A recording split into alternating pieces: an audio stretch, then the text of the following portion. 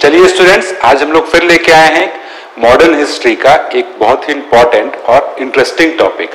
Topic का नाम क्या है? स्वतंत्रता के पश्चात भारत का पुनर्गठन और रियासतों का एकीकरण। ठीक है, तो चलिए सीधे चलते हैं हम लोग। टॉपिक वही देख लिया आपने, भारत का एकीकरण और पुनर्गठन। यहाँ पे समझेंगे, जब बात करेंगे एकीकरण की, तो जब भारत स्वतंत्र हुआ है तो बहुत सी रियासतें थी जो स्वतंत्र रूप से कार्य कर रही थी। उन सभी को भारत में इकट्ठा करना था या भारत संघ में शामिल करना था। इसको हम लोग बोल रहे हैं एकीकरण।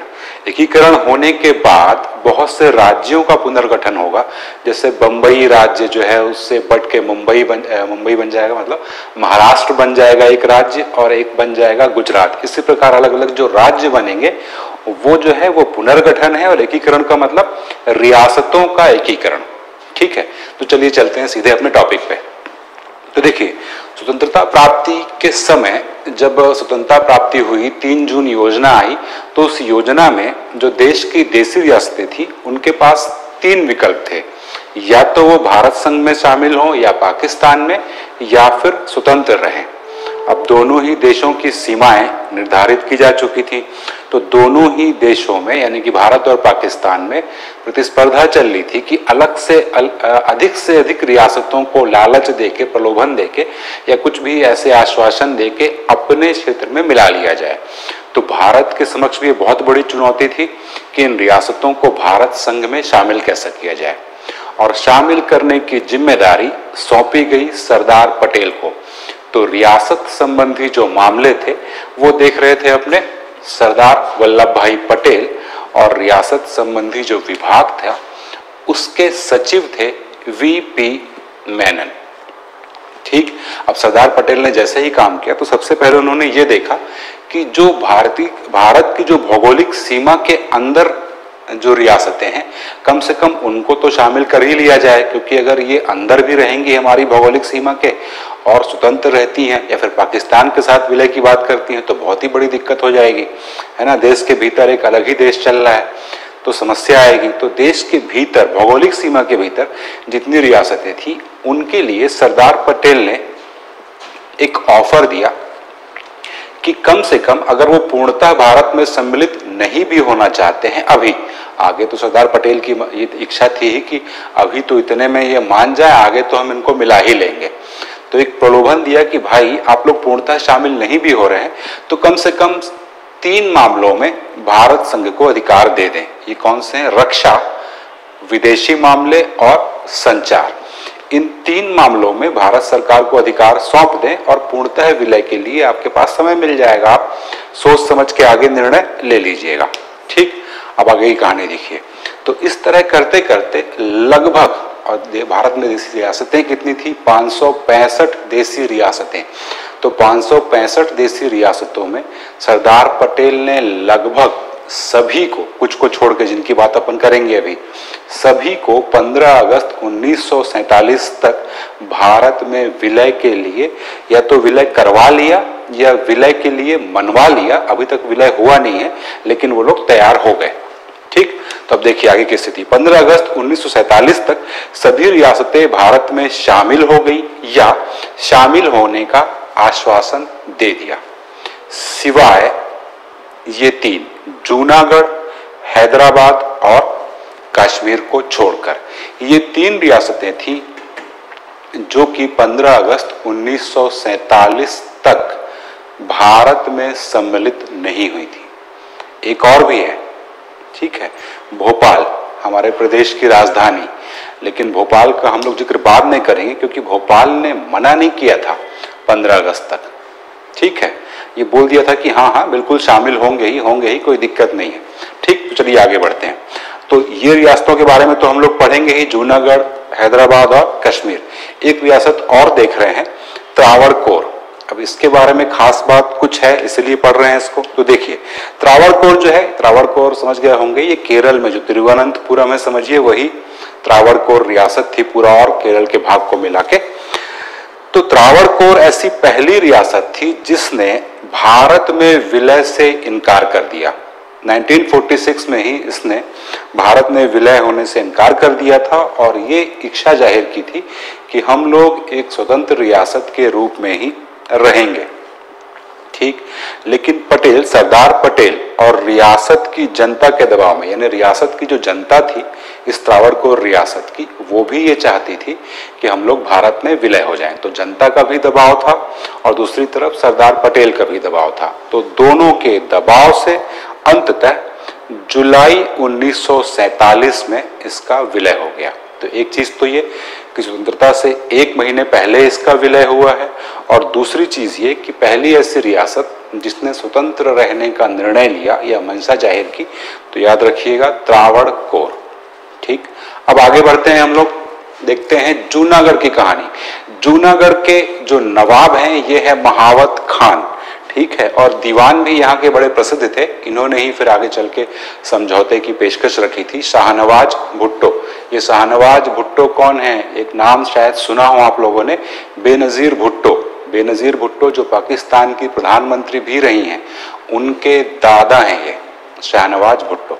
ठीक, तो अच्छा जूनागढ़ ये है कहाँ रियासत? जूनागढ़ समझिएगा जो वर्तमान अभी गुजरात है इसका सौराष्ट्र वाला क्षेत्र है, यानी दक्षिण पश्चिमी भाग जिसकी सीमा पाकिस्तान से लगती है, वहां वाला ये राष्ट्र था, रियासत था।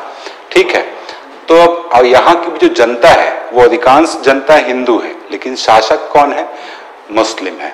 ठीक, और जनता भी ये चाहती थी कि भारत से विलय हो जाए, लेकिन नवाब साहब नहीं चाहते थे।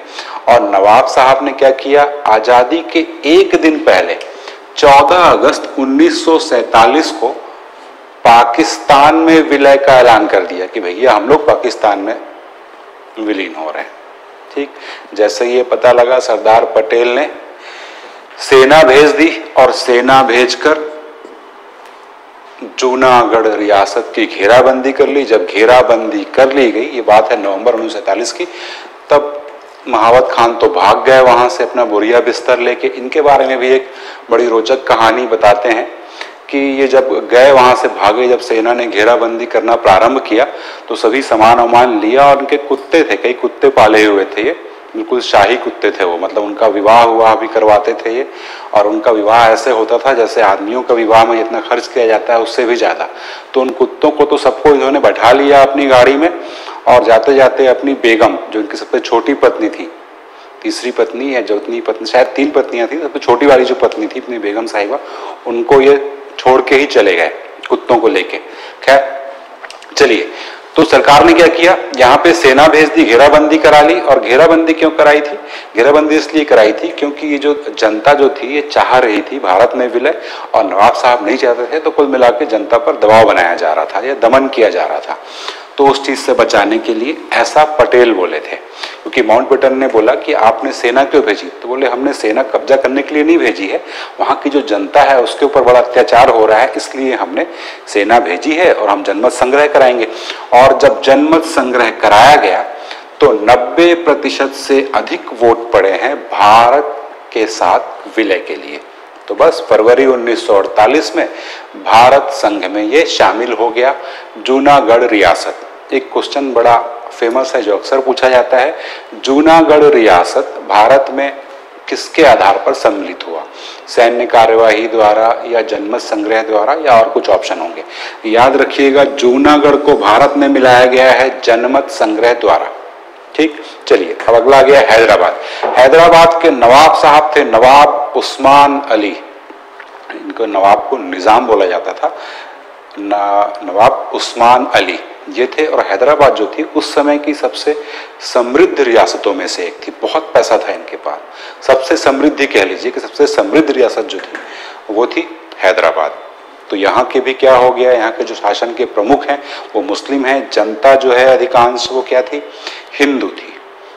ठीक है, और जनता जो थी वो भारत में विलय के पक्ष में थी, लेकिन चूंकि शासक मुस्लिम है और इनके जो दीवान थे वो और कट्टर मुस्लिम थे, तो उन्होंने क्या किया था, पूरे शासन में और सेना में मुस्लिमों का प्रभुत्व था और अलग से इन्होंने बड़ी कट्टर सेना बना के रखी थी हैदराबाद की स्वयं की, जिसमें ज्यादातर लोग, ज्यादातर ये शायद पूरे ही मुस्लिम थे, कट्टर मुस्लिम।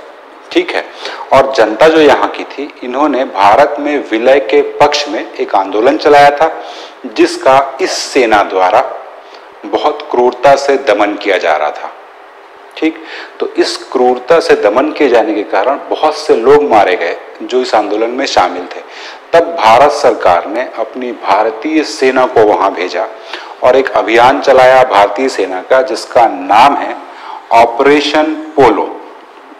और सैन्य कार्यवाही द्वारा हैदराबाद को भारत में मिला लिया गया और टाइम है सितंबर 1948। तो हैदराबाद को भारत संघ में कैसे मिलाया गया? तो एक चीज याद रखिएगा, सैन्य कार्यवाही द्वारा हैदराबाद को मिलाया गया। सेना ने कौन सा अभियान चलाया ये भी पूछा जाता है, तो याद रखिएगा ऑपरेशन पोलो। ठीक, चलिए अब आगे बढ़ते हैं। अब देखते हैं जम्मू और कश्मीर। जम्मू और कश्मीर, यहाँ पे क्या था? यहाँ का राजा जो है, शासक है, वो हिंदू है, नाम है उनका हरि सिंह। और जो आबादी है या जनता है उसमें 75% या 75% से अधिक मुस्लिम आबादी है। जो हरि सिंह है वो स्वतंत्र रहना चाहते हैं, ना तो पाकिस्तान में जाना चाह रहे थे। पाकिस्तान में जाना इसलिए नहीं चाह रहे थे क्योंकि वही दिक्कत उनको लग रही थी कि जनता जो है मेरी ये पूरी की पूरी मुस्लिम है, वहां चले जाएंगे तो कहीं ये कोई दिक्कत ना कर दे।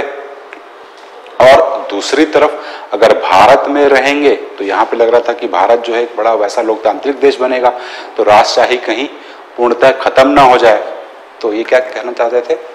स्वतंत्र रहना चाहते थे। अब चूंकि स्वतंत्र रहना चाह रहे हैं तो भारत भी यहाँ पे अपनी सेना वगैरह नहीं भेज पा रहा है, कोई मदद नहीं कर पा रहा है। और इसका फायदा उठा के पाकिस्तान ने कबायलियों के भेष में, कबायली लड़ाके होते थे पाकिस्तान के अंदर, जो कबीलों में रहने वाले और लड़ाके और ट्रेंड लड़ाके, कुछ वो और उनके साथ साथ पाकिस्तानी सैनिक जो कि कबायलियों का जो वेशभूषा थी वही वेशभूषा पहन के, वर्दी न पहन के भारत में घुस आए। भारत में घुस आए मतलब जम्मू कश्मीर के क्षेत्र में घुस आए और धीरे धीरे लूटते पाटते कब्जा करते हुए श्रीनगर तक बढ़ने का उनका विचार था कि पूरा पूरा कब्जा कर लेना है।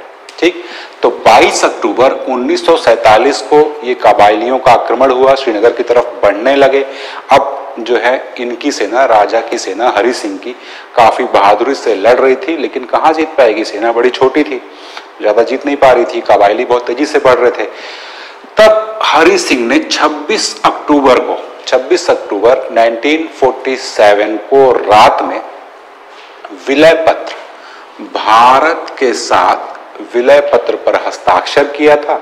और सोते सोते जो इनके खास आदमी थे, वहां पे दीवान थे या कुछ थे इनके बहुत ही खास व्यक्ति, उनको बोला था अपनी एक रिवॉल्वर दे के कि सुबह तक अगर सेना पहुंच जाती है तो ठीक है, और अब मैं सोने जा रहा हूं, अगर नहीं पहुंचती है तो मुझे सोते हुए ही गोली मार देना। ये बोल के वो चले गए। लेकिन 26 अक्टूबर को इन्होंने साइन किया, फोन से ये बात बताई गई, वहां पे पटेल और नेहरू बैठे हुए थे। जैसे ही ये साइन हुआ तुरंत आदेश दिया गया भारतीय सेना को, और 27 अक्टूबर 1947 को भारतीय सेना जम्मू कश्मीर सुबह सुबह पहुंच गई। और पहुंचने के बाद कबायलियों से 2/3 हिस्सा वापस छीन लिया। ठीक है, अब यहां तक की बात वापस छीन लिया। माउंटबेटन भी इस समय थे, काफी इन लोगों के सलाहकार वही हुआ करते थे, तो वो बोले थे कि ये मुद्दा जो है, अब चूंकि कबायली आए हैं, पाकिस्तान ने तो अटैक किया नहीं है, तो ये मुद्दा जो है सीधे पहुंचा दीजिए आप कहाँ, यूएन में चले जाइए और यूएन फिर इसको निपटा देगा मामला। तो यूएन में चले गए नेहरू जी। ठीक, अब यूएन में जाने के बाद यूएन ने क्या बोला कि आप दोनों ही लोग युद्ध विराम कर दें।